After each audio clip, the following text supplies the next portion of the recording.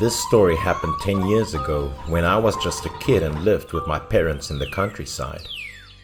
At that time, my village had an old 2-story house. If it hadn't been abandoned, it would have been the biggest house there.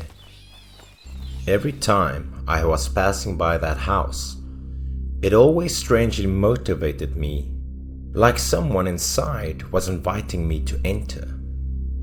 This house was always locked up with a big chain. The windows were covered fully with plywood boards. That summer, I had a long vacation. The other kids and I had the opportunity to cause all kinds of mischief. After doing some odd chores in the house, at noon I asked my paternal grandmother if I could go out to the field to play with my friends.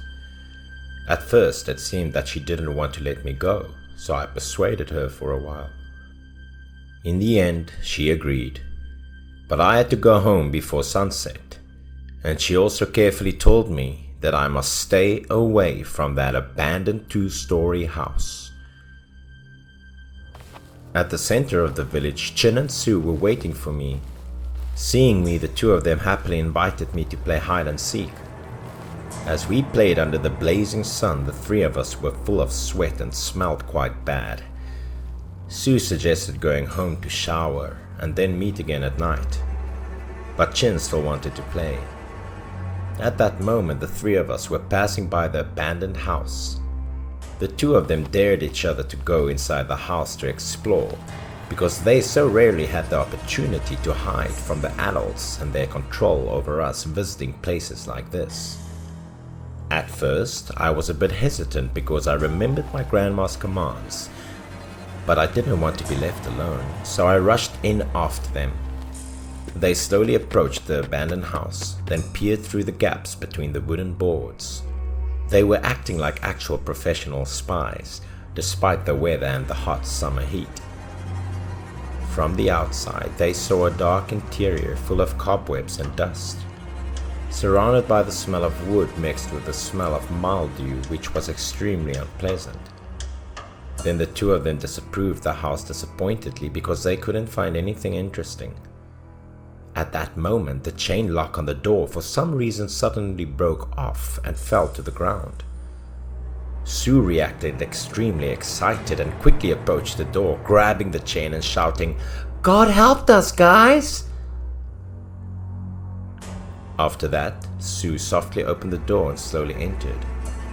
I too slowly followed, but my body couldn't stop trembling from fear and anticipation. The air in the house was quite cold and smelly. A stench, like a heavy smell of animal fat, made us all feel nauseous. In the middle of the room, a slimy patch of black water appeared. It was like animal fat mixed with kerosene or something. We tried to get our feet up high, step by step, slowly and carefully avoiding the liquid clinging to us. Unexpectedly, a cold wind blew back from the inside of the house, causing the main door to slam shut. Sue and I dreadfully rushed to the wooden door, using strong force, but unable to open it. Now, when we looked back down on the ground, the two of us were really shocked to see that the chain, which was broken, now was somehow whole again.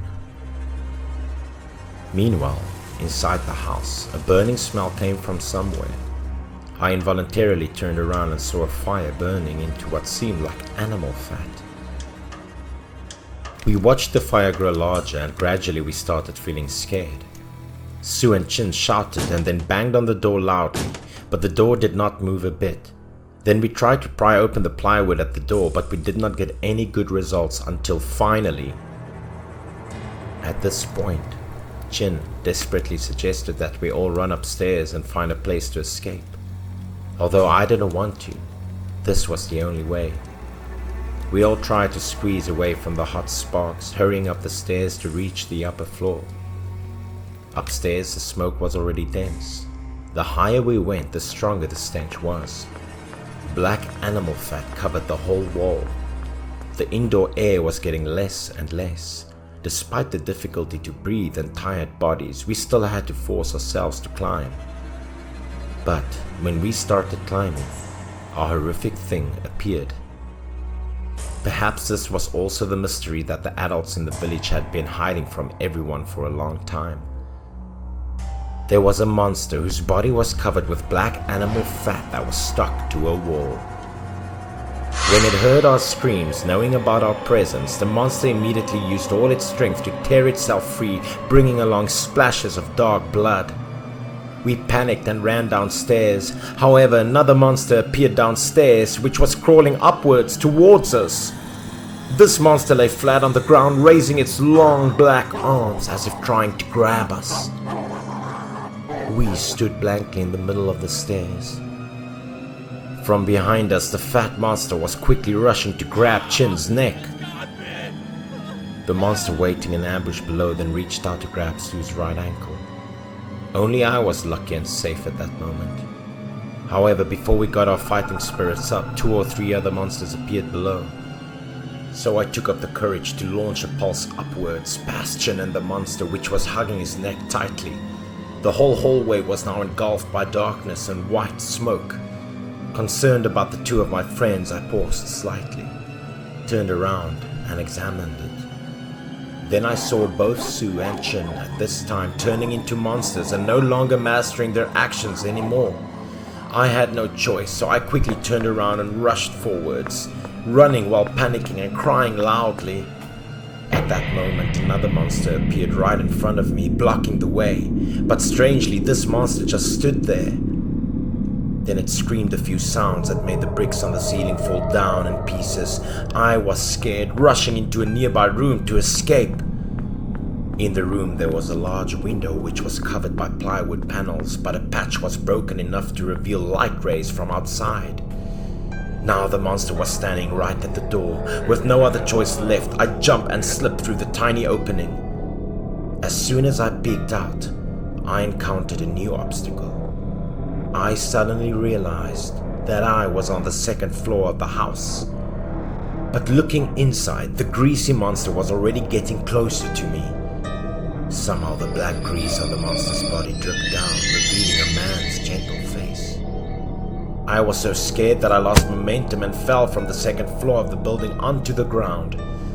Luckily, there was a large heap of straw below me. I fell with my back hitting the straw and then passed out in fear. After that, I did not remember anything. When I woke up, I found that I was in the hospital, surrounded by parents and my grandma. Nobody said anything, but I knew how worried they were. At that time, hearing the loud noises, people ran over and found me lying unconscious on the straw with Sue and Chin lying on the stairs full of animal fat. I told my mother and grandma everything. My grandma willingly took the opportunity to also tell me about the legend of this abandoned house. In the past, there was a man who came here from the city to open a factory producing animal fat. Employees were locked in the house by their bosses to focus on their work. Unexpectedly, one day a fire broke out. The fire was so swift because it was fueled by the animal fat, and quickly burned down the entire building with the workers inside. After that, the owner also left to another place and the house was abandoned until now. Because no one wanted to disturb the unfortunate dead, the house has never been removed and existed until now.